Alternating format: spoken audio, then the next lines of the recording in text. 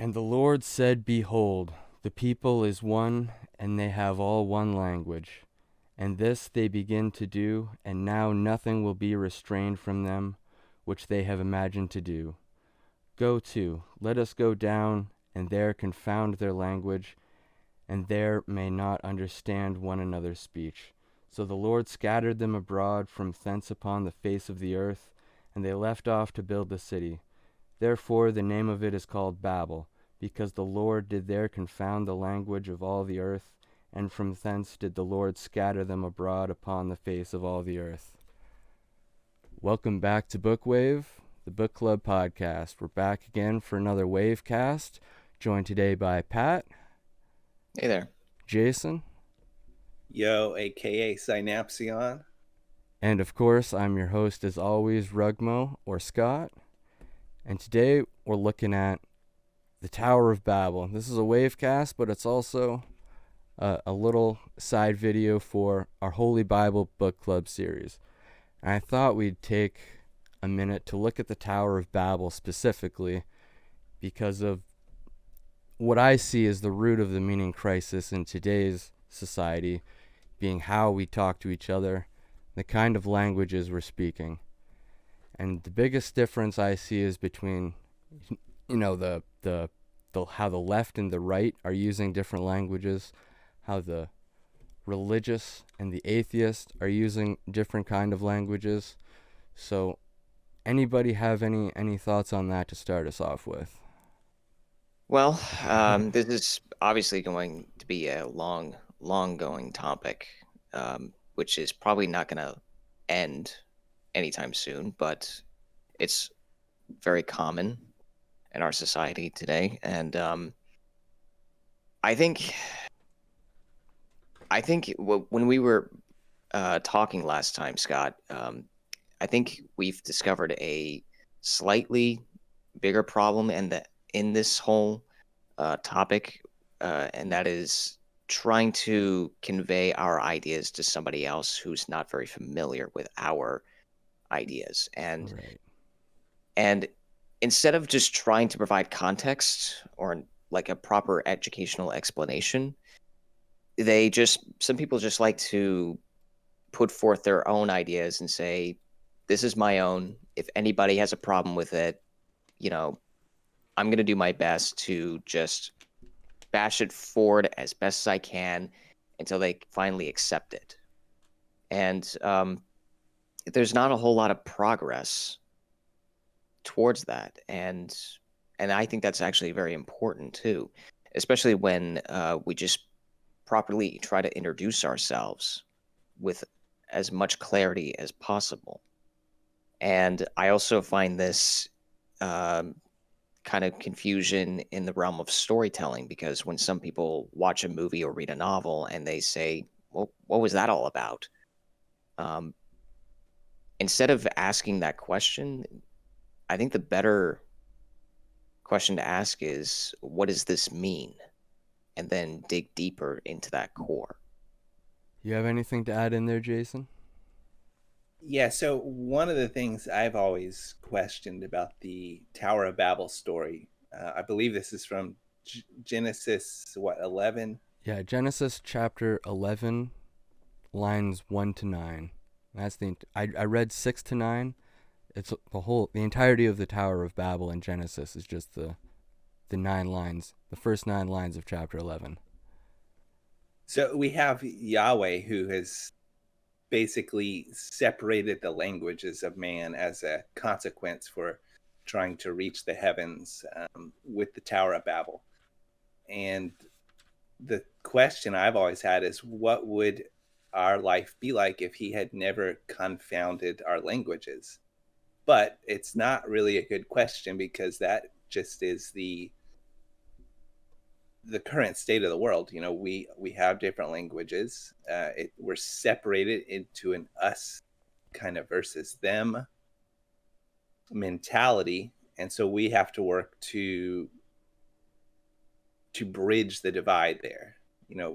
It'd be easy to say, if God had never done this, we would all be able to get along in a fairy tale like story, but that's not the case. So I've noticed in today's political environment that the us versus them, the left versus right, has become a lot more prominent compared to what I think it used to be, where you would hear politicians talking about reaching across the aisle and working with their um, constituents. Nowadays, it's very divided, and I'm not sure what the solution is to that. Yeah, and the one thing I really want to focus on is that when we say language, the first thing people are going to think of is, the difference between French and English, German, Spanish, Greek and Latin, Hebrew, all this kind of stuff. And, languages have typically been divided among nations, so that's how we think of it. Like, oh, Americans speak a certain way, like even between states, like they speak a different way in the South than they do in the North. Canadians speak a certain way. We have an accent when we say sorry a lot. But it's not just like English versus French. It's like, because we're all speaking English here, and in the realm of like religious debate, they're always speaking the same language. But like comparatively, it's like they are speaking different languages in the context that like they don't understand what they're really saying to each other. Like, I've been watching a couple debates lately, and I really noticed that, an atheist will always get hung up on the word like believe, or a Christian will always get hung up on the word literal. And like these words don't mean the same thing in each other's different spheres. So how do we get that across when we say, for example, I watched a conversation between Jonathan Peugeot and a guy named Stephen Woodford, who runs a channel called Rationality Rules. I don't know if you're familiar with either of them, but like the atheist Stephen Woodford would ask, like, do you believe in evolution? And the answer was no. So any atheist would say, oh, well, he believes in creationism. But when, like 5 minutes later, he says, well, it's not that I don't think it happened. It's just not something that I believe in. So that's where the cognitive dissonance comes in, where, someone like me or any atheist trying to decipher what a Christian means by I don't believe in it, but I think it's a process that actually happened. And like, I don't see enough of like defining our terms at the start of these conversations. It's just, as soon as I think I know what you're saying, that's as soon as I jump ship. Because he's like, well, if that's your opinion, then there's no way I can get through to you. That was Woodford's response to Peugeot, saying like, well, if you can't say what I want you to say about evolution, then I don't know if I can continue this conversation because I'm right and you're wrong, kind of thing. So it's like we need to use questions more than just giving up our answers all the time. That's the way I like to put it. Sometimes whenever I hear those kind of conversations, I always like to try to pick up certain lines that are repeated more than 2 or 3 times. Mm-hmm. Like for example, it's not like I don't believe in this, but ... And I would always pick those up, and I just often wonder how often they kind of repeat themselves, and if this is their way of putting forth their opinions. And for me, instead of using those kind of phrases or anything similar to that, I think it's best to just put forth what you know. And if somebody doesn't fully understand what you are trying to say, it's best to just kind of explain it further, and not just pressure somebody, not just say, okay, you don't understand, you're not going to we're not going to make any progress with this, let's just end it now. And that's the thing, that's another thing that we're missing, is just provide some context behind it, and say, okay, this is what I believe in, here's an example of it, and then just go from there. So I always like to pick up those kinds of phrases and everything. I've always taken this story of the Tower of Babel literally at face value to mean that God only confounded our languages. But it sounds like I hear you guys talking about different beliefs, and I'm thinking in the terms of he didn't just confound our languages, he confounded ideas and ideologies. And it kind of makes sense because if he did that at the time of the Tower of Babel, you would have a whole disparate groups of people who no longer believed in this idea of building a tower to heaven. They would say, throw their hands up and go off to believe in something else. And that's an important thing, because if we all believed in the same ideology, wouldn't we be in a cult? That's another thing too, though, because two people can believe the exact same thing and find two wildly different ways to communicate that same idea. Like, I see a lot of, like, some Enlightenment philosophers like to take the idea of God and just say, well, replace it with, the universe or energy. Like, Spinoza is another guy that I've read that likes to take the whole religious language, sort of, but apply it to, like, the scientific evolutionary world that we're all familiar, that would be more accessible to someone who is more into, like, Dawkins, Sam Harris than into the church fathers. So I think a big part of the problem here is atheists who are just genuinely trying to learn everything they can, and Christians that are just genuinely trying to learn everything they can, are working towards the same goal but using completely different languages and frameworks and starting points to try to get there. And that's being what's, like, that's the disrupting point for why we're not getting there. Because, like, it doesn't have to be like, oh, you speak Spanish and you speak French now for languages to be confounded. Like, just those words, like, the languages were confounded, that doesn't mean like they're all speaking different national dialects. It just means they're not understanding what they're trying to communicate with each other anymore. So that's what drives them apart. So I don't know if it's like the difference in ideology is what causes the split, or just the, like, different slang. Like, it could have been that just, like, all of the caste systems of this certain location were all, like, in these little bubbles working together. The most powerful were speaking their own language. The most poor were speaking their own language. Kind of like our culture today. The hoity-toity people at the top speak a lot more proper English than, you go into any welding shop or, garage. They're gonna say, they're gonna favor those seven dirty words a lot more than high society. So we're already speaking different languages in that regard. But do they have common goals? Like you mentioned, does the atheist and the Christian, or the Democrat and the Republican, have a common goal? And it's just the languages they're using that separate them. Like, if you had to put words to what a common goal was, if they have one, what would the common Hmm. goal be? Well, I'm sure Republicans and Democrats probably both want a functioning form of government, and the masks on top of that are, like, get diluted to, Trump or Biden, or right or left, or red or blue, or whatever.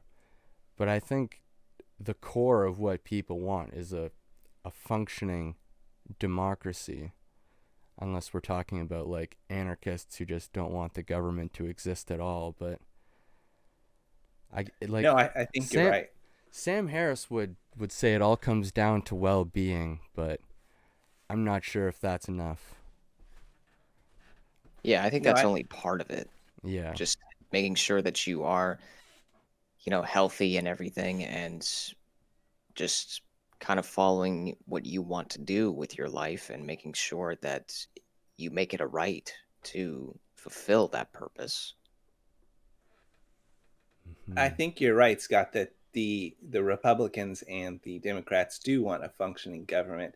Yet I see certain small factions, like the Tea Party Republicans or the anarchists, who kind of act as a tumor to the political society, where one wants a government to be small and almost to the degree fail so they can point out and say, look, a big government doesn't work. And then the anarchists, on the opposite end of the spectrum, they say we don't want any government at all because it's a hierarchy and we don't want hierarchies.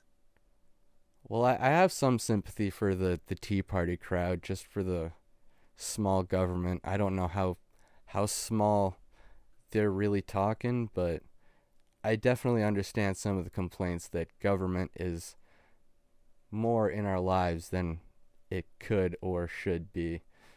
But these are all things that we should be having conversations about with each other, not just I don't know, talking about them all the time. But this is going out to the world on YouTube, so anybody listening, join in on the conversation. I'm not a political expert by any means. I've just read Atlas Shrugged and thought I figured some things out. Yeah, we're just like 3 or 4 guys. Well, 3 of us now, but we're just Currently. trying to we're all just trying to develop a book club. Read what we have, analyze it, talk about it, give our own thoughts about it, and share progress of our lives too. Mm-hmm. So here's a question. I mentioned earlier that I thought back in the days prior to the internet that political parties at least attempted to give off the aura of reaching across the aisle, working together, understanding each other's ideas.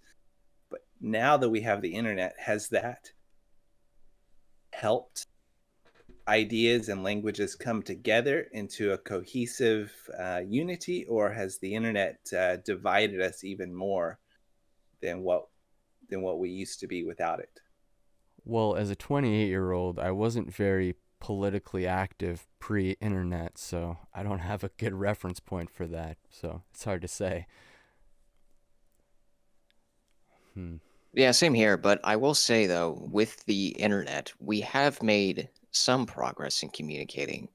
I mean, we have translators, we have electronic translators, and we have different language softwares to communicate with other people. And even with the job market too, we are able to put our work online for other people to look at and try to come up with a decision of whether or not they can hire that person, even if they're overseas or in the same country. It's definitely helped out a lot.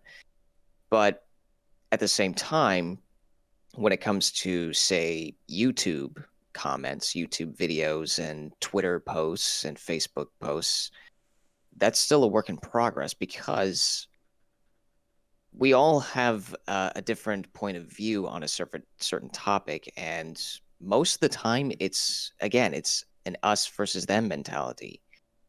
And even worse, I mean, if you've ever looked at Twitter, which has gotten surprisingly worse, it's nothing but verbal fights rather than just saying, hey, what do you think about this? You know, can we move forward with this, or is there some work that needs to be done here? So that's another thing that is still a work in progress. Yeah, I see the potential of social media platforms to bring us together, but at the same time, it seems like it can reward certain contrarian views. Maybe we did have trolls. Maybe we called them something else before the age of the internet. But with the internet, we've seen the rise of people who just want to troll other people and start fights. I've always known them as shit disturbers myself. Another word for troll. Yeah, they always like to have some fun with it, but I mean, can you really blame them for just wanting to have fun? Yeah, sometimes I see them making a lot more progress than, the so-called activists out there. Like, I don't agree with too much of what Michael Malice says, but he makes me laugh sometimes. Like, he's another one of these anarchists that you were talking about, Jason. Well, Will, you mentioned that we have like these Google translators apps like Babel, Fish, and I see those as important tools as bridging the divide between our different languages. And that's why I brought up earlier that I thought it had the confounding of languages from the Tower of Babel evolved to a confounding of ideologies, where we currently have people who are divided on their opinions on certain things. It could, whether that is slavery, whether that is small versus big government, whether it's legalization of drugs, but the ability for us to be able to talk about our differences, I think hopefully the goal is to at least understand the other side. And that's where the internet, I think, has excelled. It's given us at least the opportunity to consider the other side's perspective. Yeah, Right. and just putting forth the idea of storytelling, understanding where someone came from, what they did to get to where they were, to where they are now, what their common goals are for the future. And I think if we just start with that and understand why they want to do that, then we can fully understand a person and their language. And prior to the internet, books have always served that purpose of painting the story of another perspective.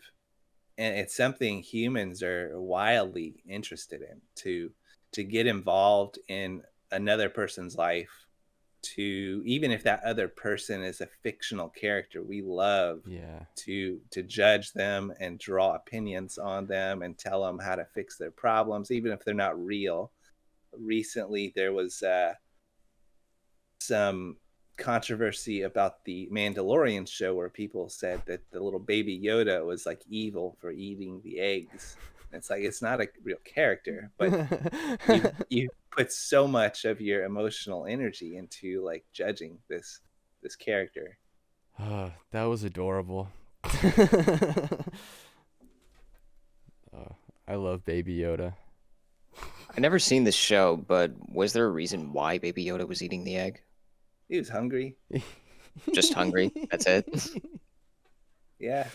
Yeah. Okay. He's a little baby, man. He doesn't know any better. He's just like this little alien was like, I need to get my children to the other end of the galaxy to meet my husband and all this and all that. And, little baby Yoda was just chilling there saying like, "Oh, she's got a jar of snacks. I like snacks." I thought it was adorable. I don't care. I would have given him all the eggs. I don't know if you guys have ever seen these Bill Burr podcasts on YouTube where he gives advice to his listeners. People write in, they ask for advice, and it's kind of evolved from newspaper opinion sections where people would write into the newspaper, ask their opinions, and we humans love this. They love reading about other people's lives, like I said, about fiction books. But I kind of think the reason we like that is because we do have a common goal. I can't necessarily put words to what that goal is, but I mean, maybe the common goal is we all want to get along for the majority. Mm-hmm. Like, even in a book about war, Sun Tzu's The Art of War, he talks about like the necessity for like that one unifying spirit among all of your soldiers. Like, even in the act of killing people, and torching villages and like the most horrible things you could imagine. He stresses like over anything else the importance of unity and like brotherhood and like togetherness, like, and like a lot of the old texts seem to take like the enemy as that unifying force. Like the us versus them mentality is what unifies the whole that you're trying to unify. But how do we get it so all of humanity is at the point where we don't have to kill each other anymore? That's really the question that we're all asking. And you know, I sometimes I think about like the Christian answer. Like, what if everybody was Christian? Everybody was worshiping the same thing, and we were all on like that same page. We all accepted Jesus Christ. Would that help? Would that get us any closer to that goal than where we are right now, or would we just continue to fight about the language of the Bible? Because you know that's one thing that we've made it to what, Kings 1 now in the Bible, where we've noticed how many different translation errors, how many different versions of the Bible exist today, where one or two words or lines are just completely different and throws off the entire context. Like Jason, you and I were talking about the idea of the adversary versus Satan. Like, how do we get to the point where we all agree on what that actually means?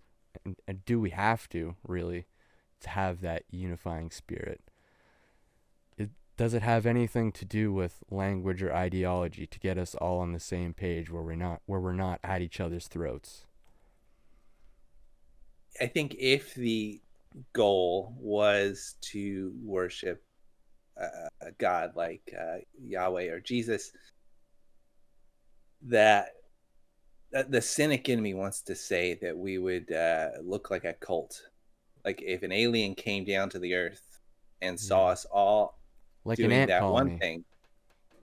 Exactly. But I don't think that is the current goal. I think the goals have changed over time. So back in the days of the kings and Samuel, that was the goal. But now I think the goal has changed to more of a science-oriented understanding of the world.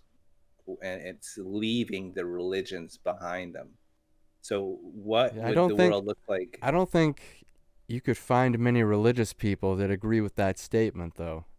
I'm trying to include everybody here.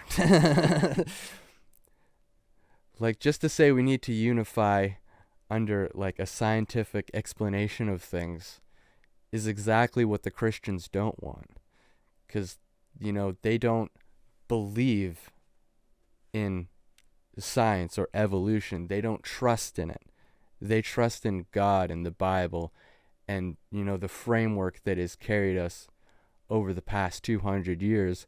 They trust in that over any scientific, rational decision. So, like, is there a way of reconciling those two ideologies? If I'm even right, I don't even know. I'm just trying to figure it all out. I think you are hitting on something, and it's not just like Christian fundamentalists that are anti-science. It's, you know, Islamic extremists. Yeah, I don't want to accuse anybody of being anti-science. I just think that some people out there trust in things more than human science because they think that, you know, Christianity and religion or whatever their framework is came from something greater than human science and rationality. Okay, I think here we have an example of confounded language. So when I say science, some people are going to think I'm primarily talking about evolution. I think of the Socratic method primarily when I think of science. I think of like questioning everything, asking asking a question at every turn and trying to decipher the exact nature of everything, and like zeroing in on contradictions, and like I guess something like that. But like when we talk about evolution in a scientific lens, we call it, the theory of evolution. We call it the theory of gravity. There's nothing that's absolutely certain in scientific terms. Not even the Big Bang. Like, I'm not fully sold on the Big Bang, but there's a lot of the population who are fully sold on the Christian story, on the Jewish story, on the Islamic story, on whatever story. Dialectic by L. Ron Hubbard, Scientology. Like, they're fully sold on this story. They have put all of their faith into it, and I don't think those people would say that science takes the driver's seat in that situation. That's not my opinion. I'm just trying to steel man what we're talking about here. Yeah, what you've learned. Well, one of the things I was trying to get at was just the term science is too broad. It's very nebulous. I would agree with that. But overall, I think the vast majority of us like the results that we get from the scientific method, like finding out about the germ theory and developing antibiotics, right, or finding out about the infrared spectrum, and now we have doors that can automatically open and close when we leave an establishment. So there's a lot of very fine differences, and each of those fields of science, they have their own special name, like neurology, biology, and chemistry. So maybe it's just using the word science is too broad. It's too much of an umbrella term. Yeah. Let's step away from the religious thing for a minute and talk about just climate change as an example, because that's something that most people would say, I refer to the science when it comes to climate change. But there's certain other divisions in, say, the political spectrum, which give people reason to question the science of climate change. So when we defend science as being like the thing that is going to propel us forward, it's also something that is possibly going to hold us back. Because if we discover something that science tells us that is absolutely probable, but you have other people that are saying this is absolutely improbable, or it doesn't mean the same thing as you're saying, then it allows for that division in nature. Like the very fact that we can question whether or not climate change exists, or if it's a phenomenon that occurs, or if it's something you believe in, whatever language you want to use, science has created that division. Whether it has given us the facts from the start or not, it has also given us reason to fight each other. Whereas in the same kind of issue in a religious framework, they already have their authoritative source. Does that make any sense? Like there's already nothing to fight about. Jesus is the way, the truth, and the life. No one gets through the Father except by me. That is just absolute fact, and you're not allowed to disagree with that. But when it comes to something like climate change or biology, we're allowed to disagree with it because it's science and because we can question it. So does that make any sense? Yeah, the thing I see people do is they question the broad science of climate change, and then that opens the door to them questioning other sciences like ecology and physics. Um,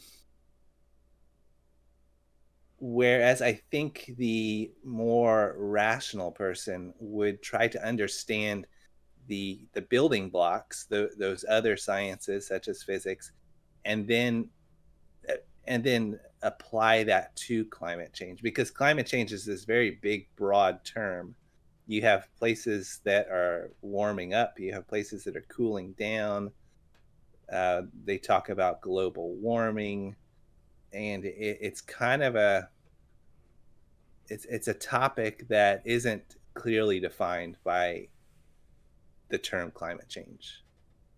And I'm not sure why people are against it so ardently. Why does it conflict with their worldview? Well, I think this is why we need to, ask more and more questions. Because there's lots of people out there that claim to have the answers, but, if you just listen to Alex Jones all day, you're not going to get anywhere with that. Like, he's the kind of guy that just gives you answer upon answer upon answer without even telling you what questions he's asking. Yeah, and that's the thing. We often make our own policies without even fully explaining in detail how they work, and even in some cases not put them into practice, because what's going on right now here in the States, we have these mask wearing mandatories, policies, where how long can we go on wearing a mask for like 4 or 6 weeks or so, and how is that going to be effective for some people and even some certain establishments? Like, if that's not fully explained, and if it's not providing enough data, then there's something else to it, and it's going to be really hard to wrap people's heads around why you should wear a mask for like 4 to 6 weeks. And I'm just throwing out an example like that, but something Yeah. like that. And It doesn't even have to be masks. It's like shutting down your business for another 4 to 6 weeks. It's staying inside for 2 weeks straight because you need to quarantine because, you're out of and who town for a weekend. and who does this policy apply to? You can't just say everyone, because again, that's a broad word. I mean, does this affect business owners? Does this affect infected people? Does this infect certain people at a certain age range? It without those kinds of data, we won't be able to know. It'll be too vague.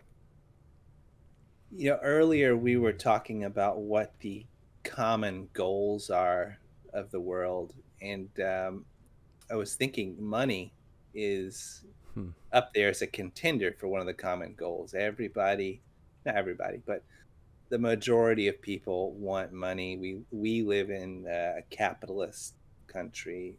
It's spread to other countries, and so one of the reasons that I've seen it become politicized, the topic of climate change, is that you have certain industries that are against it, because this if the outcomes are true and certain products like fossil fuels are making things worse, that's obviously going to be bad for those industries' bottom line.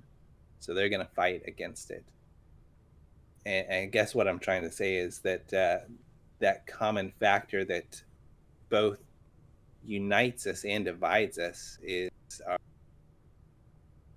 our system of currency. Some people who really know their Christian mythology might say that you're, falling for the demon Mammon or something. Because he represents the sin of greed. So. Well, I guess the question you have to ask yourself is, what does money mean to you? Because sometimes not a lot of people want money. They want something else. Sometimes I actually watched an anime called Black Lagoon, and I don't know if any of you have seen this, but I've heard of it, but I haven't watched it yet. there's an episode where the two main characters are in a submarine, in a sunken submarine that was disregarded during the Second World War. And one of them is scavenging for items and stuff to bring back to the surface.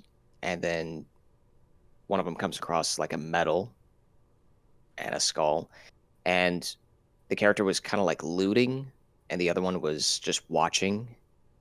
And then they begin this discussion of, is looting right? I mean, what's driving this person to bring these items back to the surface? And one of them says it's money, because money is survival.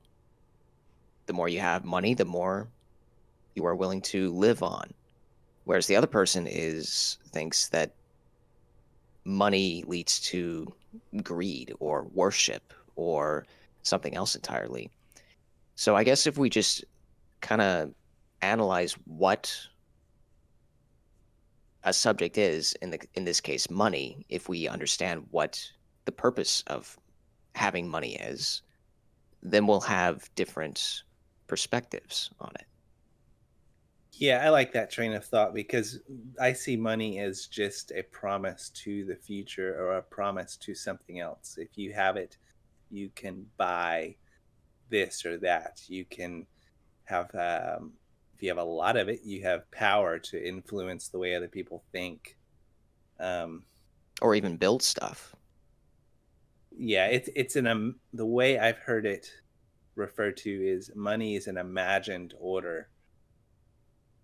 See, It's that's not where real. that's where someone like Ayn Rand would step in and say, "What do you mean money isn't real? What do you really mean by that?" Because it could be argued that it is the most real thing we have. Because if you ask any human being, like, how much money do you have? How much money do you need? They're all going to have very concrete, real answers for you. So Ayn Rand would use the Aristotelian argument that, A is A, money is money, currency is exactly what we all value it to be. Yeah, I agree with that. It's real insofar as laws are real. So money could be dissolved by changing the laws, just like a business could be dissolved by a court order. So they're real so much as the fact as a business is real. You can walk into a business and procure a physical item off the shelf and take it home and use it, drink it, eat it.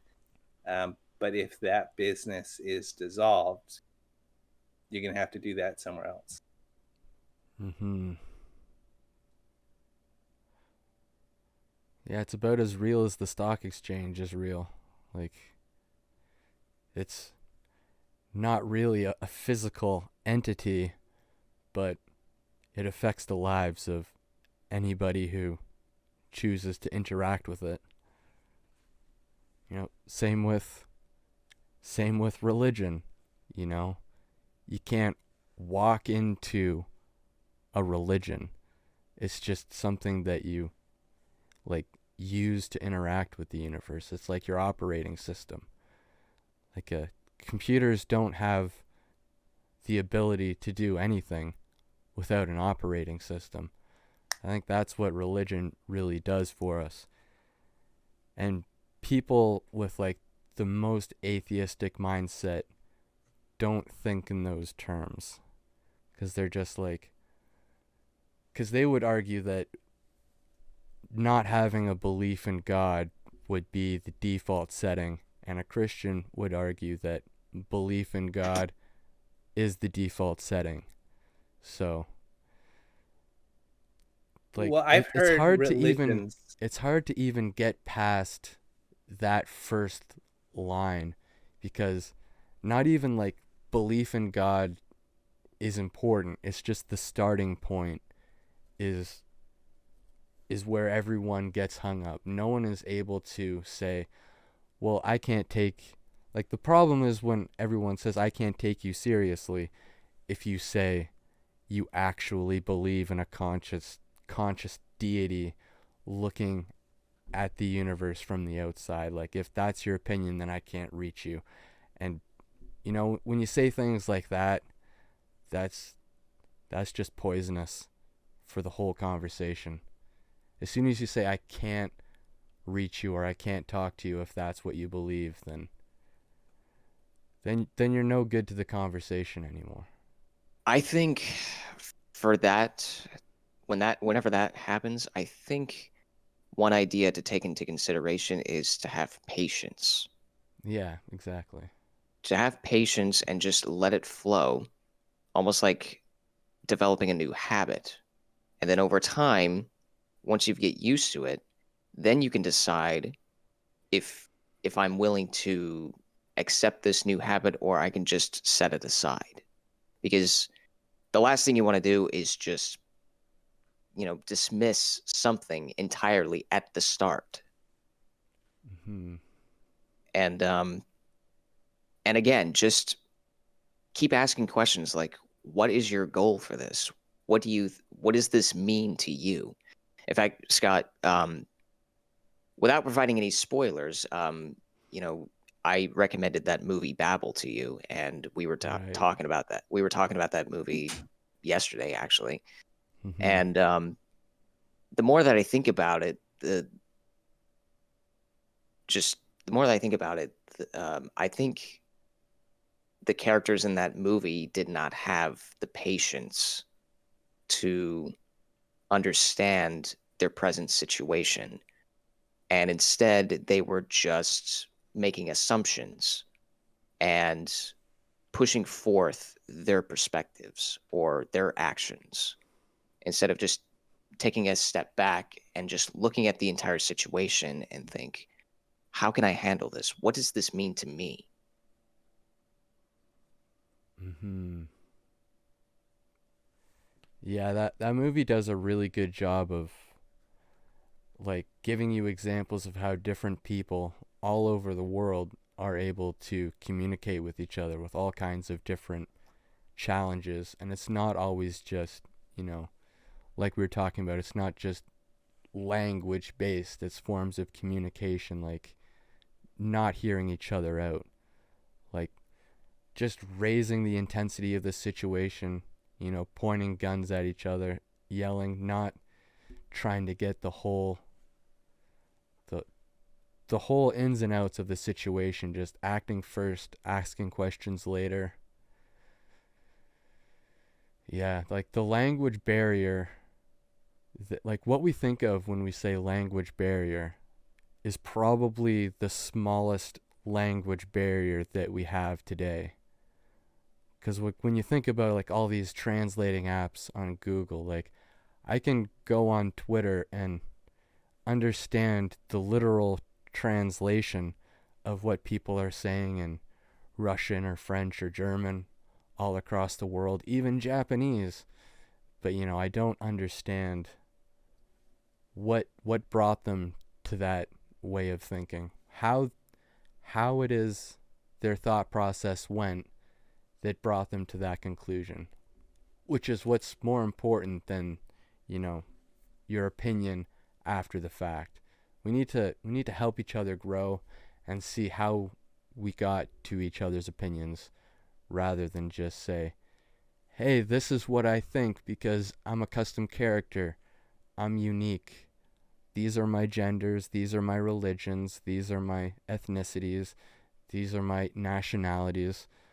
It's like you're creating a custom character for yourself to do this silly role-playing game called life, and you you're really putting too much thought into it. Just come on. You Yeah. don't have to have all the answers. It's okay to ask a question every once in a while. Yeah, it's always like that. It's always like having a conversation with your psychiatrist or something. Mhm. Well, Scott, you mentioned this term "not hearing each other," and I was thinking that maybe it's a process of not understanding each other. Right. an Yeah. like an empathy barrier, to where people aren't being able to put themselves in other people's shoes Mm-hmm. as the leading cause of division. And earlier I was talking about this term imagined orders, which I read from Sapiens by Noah Yuval Harari. And in that book, he also describes religion as an imagined order. And Yeah. they're imagined, but they are real, in so much as the idea of a monster under the bed is real to a child. It's something that can elicit a physical reaction inside your body. And these imagined orders can provide meaning to people. And that's an important aspect that we shouldn't overlook. Um, Yeah, and that goes along with when people like Brett Weinstein talk about metaphorical truth, like how gun owners, like a good rule of thumb is, the gun's always loaded. Always act as if the gun is loaded. It sounds kind of like Jordan Peterson, or like Act as if God exists. yeah, or you're like, if you imagine that a porcupine is able to launch its quills at you, you're going to be a lot more careful around that porcupine and be a lot less likely to get stuck with some quills. Or you're going to say, "Hey, Pooch, get away from that little porcupine, doggo. That's not food. Pull on the leash a little bit." You're going to that little sense of fear from the porcupine. If you think he's going to shoot little needles at you, he's not going to hurt you. You're going to keep your distance. And if you always act as if the gun is loaded, if you never, ever, ever point it at someone's face, because that's against the rules. Everyone knows that. Keep the safety on, stuff like that. These aren't like laws of truth where, like, if you don't do this, something bad will happen. But you are definitely taking away the chance of something bad happening when you act as if that barrier is in place. If you have the opinion, or the belief, rather, that if this gun ever accidentally gets pointed at someone's face, they're in critical danger for their life, you're going to be a lot more careful with that weapon. So, like, there are definitely values to some of these things. But it's just how far does that go, and how much of these imagined orders or metaphorical truths that do we get from the Bible that we really couldn't live without anymore these days? Because it's like you're throwing the baby out with the bathwater if you forget the Tower of Babel or forget the story of Cain and Abel. Like, these things could all be things that are necessary for our progression to get us this far. Who knows how much we can play with this whole spectrum here. Because, like, even Sam Harris, I was watching an interview with him, like, from a couple months ago, and he was echoing exactly what Jordan Peterson was saying in their Toronto debates, where it's like, I've come to the conclusion that, maybe we shouldn't throw the baby out with the bathwater with some of these religious stories. And I had to stop the podcast that I was listening to and be like, did Sam actually just move on a position? I don't think I've ever seen that before. But, like, it is possible to reach each other. It just takes some time. Patience is definitely a big part of it. Well, if you had to give advice to a listener right now that found themselves in conflict with another group, what would that advice be? Like, I was thinking in terms of that saying by Jordan Peterson, when you are engaged in a conversation with somebody, listen to what they're saying as if they know something that you don't. Yeah. That's being humble in a way. Yeah. But that doesn't necessarily get to the point of when you think you know what they're saying. Because, like, if they say something that sounds like plain English, like, I believe in evolution. If you say that to a Christian, they're gonna think something different than what you're actually saying. So it's, I don't know, just if you ever experience cognitive dissonance, don't let it don't let it elicit an emotional response. That would be the main thing. Don't let emotions control the direction of conversation, and always ask more questions than offering answers. Well, I would say to that is just repeat back what they just said to you. Say, if I understand you correctly, you say ... and then just fill in everything just to inform that you've been listening to them. And Yeah, and attempt to steel man their conversations. Like, actually try to get inside their head and understand what they're saying, and don't try to misrepresent anybody. And like, if I ever do misrepresent anybody, like, I'm gonna feel bad about it, and I'm gonna say, well, sorry about that. Give me some clarification. I'm just trying to learn here. I genuinely don't know what I'm talking about. This is mostly new to me. This whole field of religious language.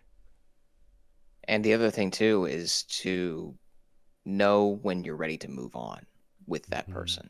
Yeah. Like, especially when something doesn't really work out, just say, okay, I think I've understand enough. Where do we go from here? And it's always good to start with finding some common ground, defining your terms, like we've said. Like, Yep. if you can't agree on the existence of God, then maybe you can agree on the 7 deadly sins probably aren't a model for a moral citizen. Yeah, do we have anything else to add to this conversation? I'm actually good. I'm actually glad we had this conversation. This was actually something that kept going on in my head for the past couple of days. So it Yeah, was really same. engaging.